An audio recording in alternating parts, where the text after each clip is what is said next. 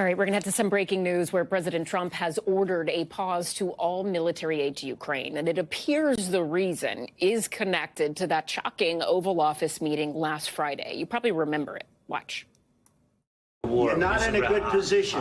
You don't have the cards right now. With us, you start having cards. Right now, you don't. You're playing cards. You're playing cards. You're gambling with the lives of millions of people. You're gambling with World War III.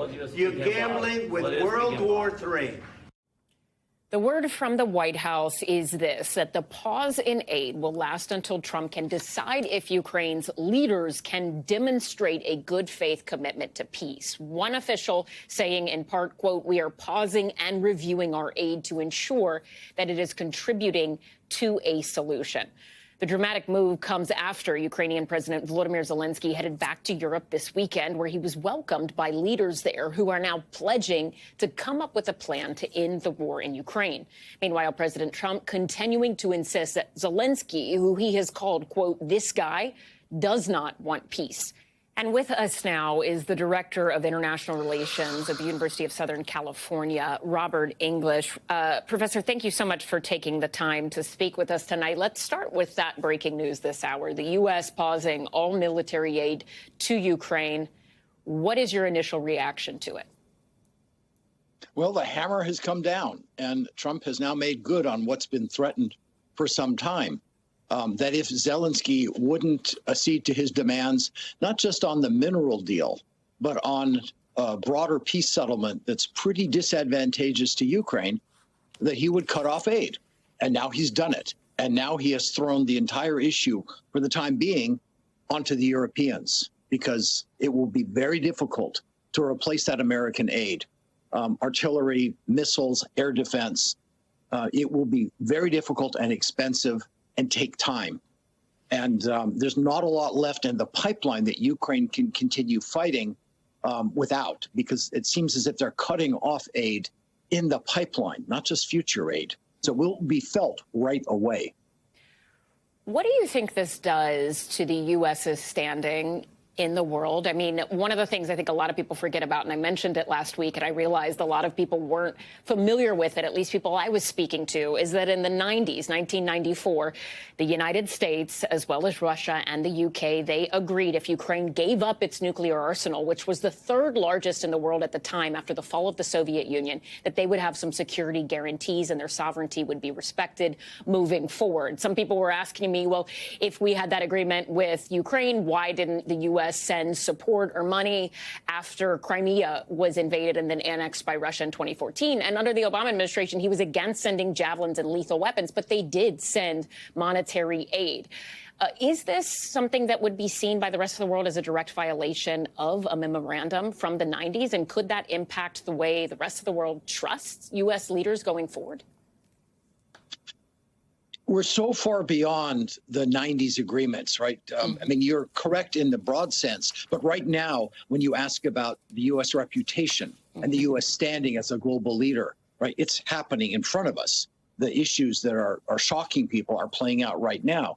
And clearly, Trump sees it differently, right? He wants to push Ukraine to the bargaining table, and simultaneously, he wants to push more defense spending, more responsibility for the collective Western defense onto the Europeans. And he's trying to accomplish both at once and get a mineral deal at the same time. He does not see himself as abandoning Ukraine or the Europeans, our allies. He sees us as shifting the burden to them. But of course, he's doing it in such a brutal and shocking, sudden way that it is tremendously upsetting. But many Europeans themselves have acknowledged that they need to spend more. They just didn't want it to hit them in the face like this all at once. Do you think the lack of U.S. aid can be made up by those in Europe? I mean, the UK, I almost said the United States, excuse me, but the United Kingdom announced that they were going to have a $2 billion loan to support Ukraine over the weekend. When you look at that, other European countries, Germany as well as Canada, do you think they'll make up for what the U.S. is not sending in a timely manner, in a way that Ukraine would say, OK, we can survive the lack of U.S. aid? Or is this going to be detrimental to Ukraine's war efforts? It's going to be detrimental to Ukraine's war efforts. It will be extremely difficult to make up some of the capabilities that only the U.S. can provide.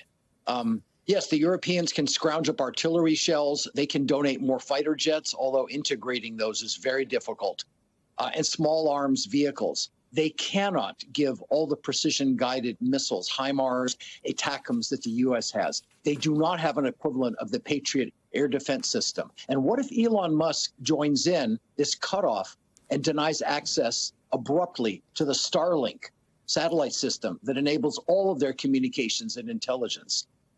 This could be devastating to Ukraine's efforts if it is carried out in the shockingly abrupt way that seems to be threatened. No, the Europeans couldn't make that up, not in the short term, and maybe not even in the medium to long term. If you're President Putin, what are you thinking watching all of this? I'm happy. I'm happy because even if Trump is going to push me too in the eventual peace deal, and I'm going to have to give up a lot of money to pay reparations, or I'm going to have to give back some territory, right? Those concessions, those demands on Russia might still be evidenced. But in the meantime, all the big concessions are coming from the other side, and Trump is obviously pushing much more to get Ukraine to meet Russia than Russia to meet halfway. So, of course, I'm very happy, and I just hope it continues. What do you think we should be watching for in the days and weeks ahead from this side of things? Whether or not the United States, and I mean officials below the level of President Trump, who's so volatile and so, unpredictable in this and personal, people like Marco Rubio, the defense secretary, and mid-level officials can work with their European counterparts and smooth things over, meaning not see abrupt cutoff of aid, that this has just been a threat, but that it'll be resumed quickly if Ukraine makes some movement, right, towards that minerals deal, for example, that the European allies really commit to raising defense spending to something closer, at least to meeting the 2% target and maybe 3%, as President Macron himself has pledged. If we see those things really happen, you could see a new Donald Trump. He's so mercurial, and he could forget about past insults and be happy talk again.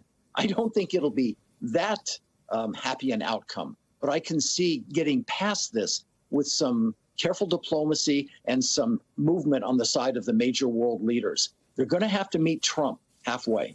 All right. Robert English, director of the USC School of International Relations, with us on that breaking news. Thank you so much. We appreciate it. My pleasure.